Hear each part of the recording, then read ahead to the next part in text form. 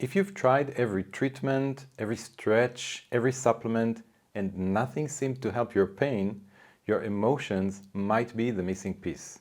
In this video, I'll show you 9 signs your pain might be emotionally driven and what to do about it so you can finally start healing. So before we dive into the 9 signs, there are a few facts you must know. 85% of people with chronic low back pain and 67% of people with chronic neck pain don't have a medical diagnosis to explain their symptoms. And this is also true with fibromyalgia. A 2013 study examined the brains of people who suffer from chronic low back pain, and what they've shown there was stunning. The areas in the brain that are activated in chronic pain are emotional areas, which highlights the immense importance of emotions in creating and perpetuating pain. Look at this coin. Our emotions and pain are like two sides of the same coin. A coin has a head and a tail, and they always go together.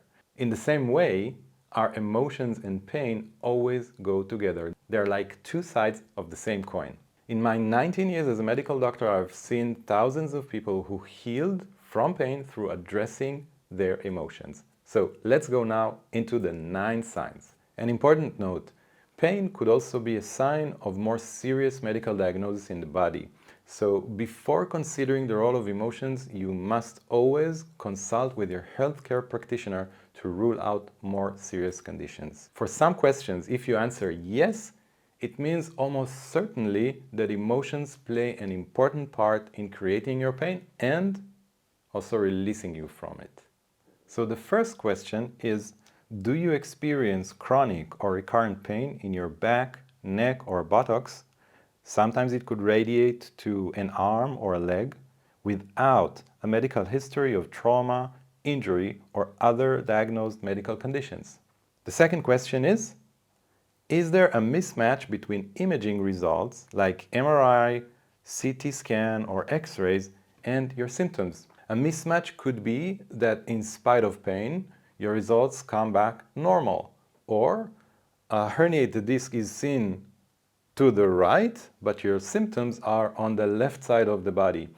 Or there's a bulging disc or a herniated disc, but the location of it doesn't correlate with your symptoms. The third question is, does your personal medical history include conditions known to be linked to stress and emotions? Examples could be an upset stomach, it could be irritable bowel syndrome, it could be irritable bladder, it could be migraine headaches, chronic headaches, anxiety attacks, and even mild to moderate depression. Fourth, have you been diagnosed with fibromyalgia?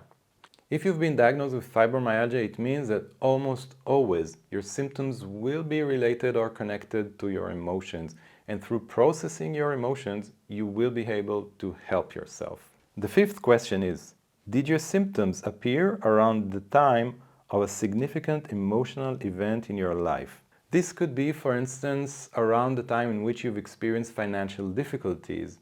It could be around times in which you made a major life change, like moving to a new place, moving to a new country, changing your job, being fired. It could be revolving around other medical conditions, like being diagnosed with a newly diagnosed disease. And also important for you to know that tension could be also linked to positive events. Sometimes expanding the family brings with it joy, but also more tension. The sixth question, is your lifestyle especially busy and filled with many responsibilities and constant stress? Of course, this is something many of us feel and experience in the Western busy lifestyle. It doesn't mean that being stressed or being very busy with many responsibilities will create symptoms.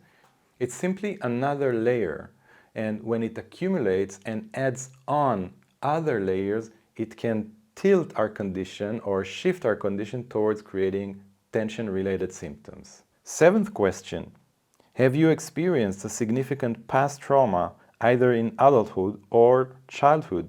This is also highly indicative.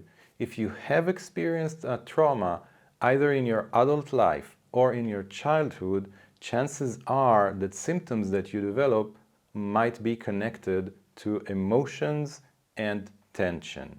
8th question. Are you a perfectionist? Perfectionists tend to create inner tension because they always pressure themselves to perform at their highest. Trying to do that all the time will create more and more tension, and when passing a specific threshold, this might translate itself into physical symptoms and also pain. 9th question. Are you the type of person who tends to please others, wants to be kind to everyone, and seeks harmony in relationships?